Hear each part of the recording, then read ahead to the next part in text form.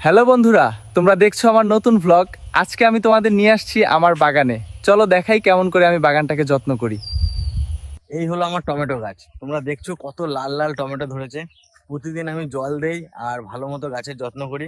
এখানে এই হলো মরিচের গাছ। সারা গ্রীষ্মে আমরা ঝালমরিচ খাই। তোমরাও যদি বাগান করতে চাও তবে শুরু করতে পারো।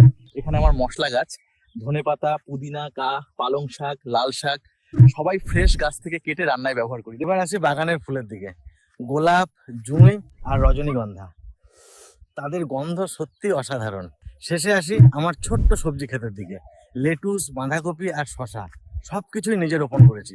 বন্ধুরা, আজকের এই ব্লগটা এখানেই শেষ। ভিডিওটা ভালো লাগলে লাইক দিও আর চ্যানেল সাবস্ক্রাইব করতে ভুলবে না। পরের ভিডিওতে আবার দেখা হবে নতুন কিছু শিখে। তখন পর্যন্ত আলবিদা বন্ধুরা।